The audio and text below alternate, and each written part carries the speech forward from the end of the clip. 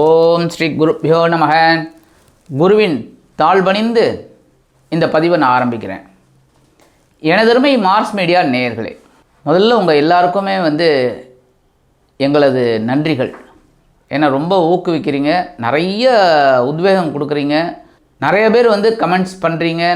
ஆனால் எல்லோரும் ஒன்று தெரிஞ்சுக்கோங்க, சுய ஜாதகம்னு ஒன்று இருக்குது, அதை பார்க்கணும். இந்த பதிவில் நம்ம என்ன பார்க்க போகிறோம் அப்படின்னா, சுக்கிர பகவானின் பெயர்ச்சி. சுக்கிர பகவான் அப்படின்னாலே பொழுதுபோக்குக்காரகன், சந்தோஷக்காரகன். அதாவது ஒரு வருஷத்தில் 12 மாதங்கள், அந்த 12 மாதங்களில் சில மாதங்கள் தான் சுக்கிர பகவான் சாதாரணமாக இருப்பார். மற்றபடி 9 மாதங்கள் நமக்கு அற்புதமான பலன்களை தான் கண்டிப்பாக கொடுப்பார்.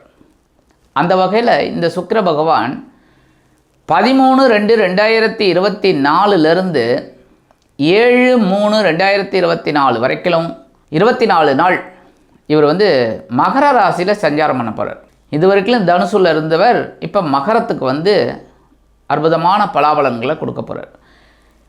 சாதாரணமாக பார்த்தீங்கன்னா நவ கிரகங்களில் சூரிய பகவானோட ஒளியை வாங்காத கிரகங்கள் ராகு கேது, அதனால தான் நிழல் கிரகங்கள்னு சொல்கிறோம். அதுக்கு அடுத்தபடியாக இந்த மற்ற 6 கிரகங்களும் சூரிய பகவானோட ஒளியை வாங்கி தான் பூமிக்கு அனுப்புறது. ஒவ்வொரு கிரகங்களும் ஒவ்வொரு வேலைகளை செய்கிறது. அந்த வகையில் பார்த்திங்கன்னா இந்த சுக்கிர பகவான் சூரிய பகவானோட ஒளியை வாங்கி பூமியில் அனுப்பும்போது மனுஷங்களோட சந்தோஷத்தை கொடுக்குறார். அதாவது இனப்பெருக்கம், ஒரு மனசில் ஒரு சந்தோஷம், ஈர்ப்பு, ஒரு மகிழ்ச்சி, ஒரு உற்சாகம், இதெல்லாம் கொடுக்குறார். அந்த வகையில் இந்த சுக்கிர பகவான் மக்களோட நல்லதுக்காகத்தான் அவர் நிறைய நன்மைகளை கொடுக்குறார் பூமிக்கு. அந்த வகையில் இந்த சுக்கிர பகவான் மகர ராசியில் சஞ்சாரம் பண்ணிட்டு எந்தெந்த ராசிகளுக்கு என்னென்ன பலாபலன்களை கொடுக்க போகிறார் அப்படிங்கிறத பற்றி நம்ம இப்போ பார்ப்போம். இந்த பதிவுக்கு போகிறதுக்கு முன்னாடி நமது சேனலை சப்ஸ்கிரைப் பண்ணியிருக்கிறவங்களுக்கு எங்களோட நன்றிகள். சப்ஸ்கிரைப் பண்ணலை அப்படின்னா பண்ணுங்கள். அது உங்களுக்கு ஆட்டோமேட்டிக்காக நிறையா பதிவுகள் உங்களுக்கு கிடைக்கிறதுக்கு வாய்ப்புகளை கொடுக்கும், நீங்கள் பார்த்து தெரிஞ்சுக்கலாம். அதேமாதிரி நம்மளோட சேனல் ஃபேஸ்புக் அப்படிங்கிற முகநூலில் ரிலே ஆகிட்டுருக்கு. நீங்கள் அதை பார்த்து ஃபாலோ பண்ணி, ஷேர் பண்ணி, லைக் பண்ணி, கமெண்ட் பண்ணி நீங்கள் எங்களுக்கு சப்போர்ட் பண்ணணும். இந்த நிகழ்ச்சிக்கு போகலாமா? எனதருமை மகர ராசி நேயர்களே, இந்த பதிவில் நம்ம என்ன பார்க்க போகிறோம்னா சுக்கிர பகவானின் அற்புதமான பெயர்ச்சி. இந்த சுக்கிர பகவான் உங்களுக்கு யாருன்னு பார்த்தீங்கன்னா பஞ்சமாதிபதி, அதே சமயம் ஜீவனாதிபதி. இந்த மகர ராசியில் இருக்கிறவங்க நிறையா பேர் பார்த்திங்கன்னா தொழில் அதிபர்களாக தான் இருப்பீங்க, இல்லைன்னா உத்தியோகத்தில் ஒரு பெரிய லெவலில் இருப்பீங்க.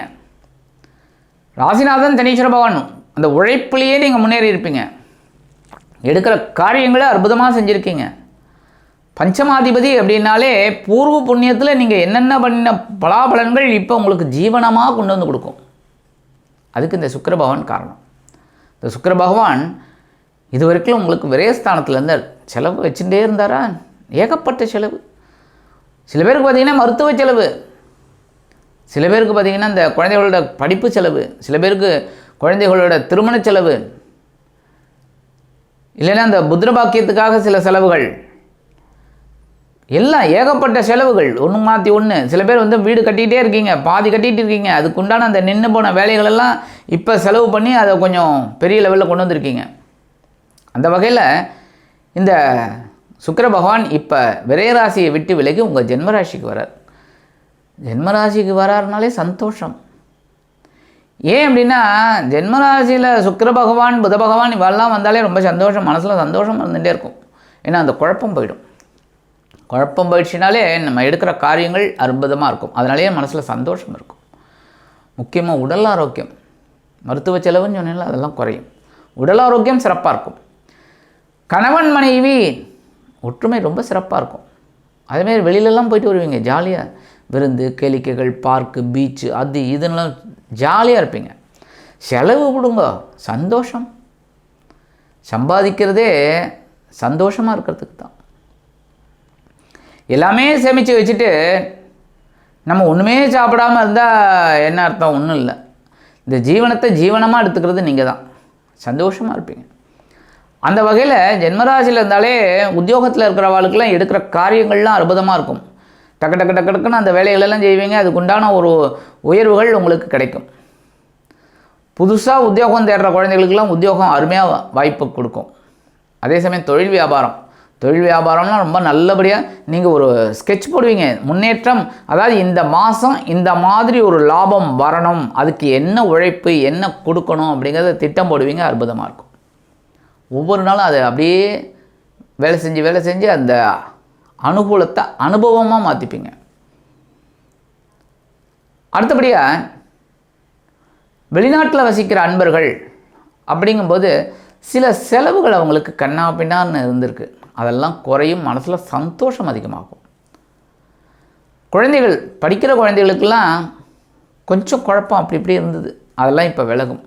எல்லா காரியங்கள்லேயும் அந்த குழந்தைகளுக்கு ஒரு புத்தி கூர்மை வெளிப்படும். மனசில் ஒரு சந்தோஷம் இருக்கும். அதனாலே நல்லா படிக்கக்கூடிய ஒரு வாய்ப்புகள் அந்த குழந்தைகளுக்கு கிடைக்கும். நல்லா படிப்பாங்க, நல்ல மதிப்பெண்கள் வாங்குவாங்க. குடும்பத்தில் சுபகாரிய பேச்சுக்கள்லாம் அப்படியே ஓடிக்கிட்டு இருக்கும். நல்லபடியாக நடக்கும்.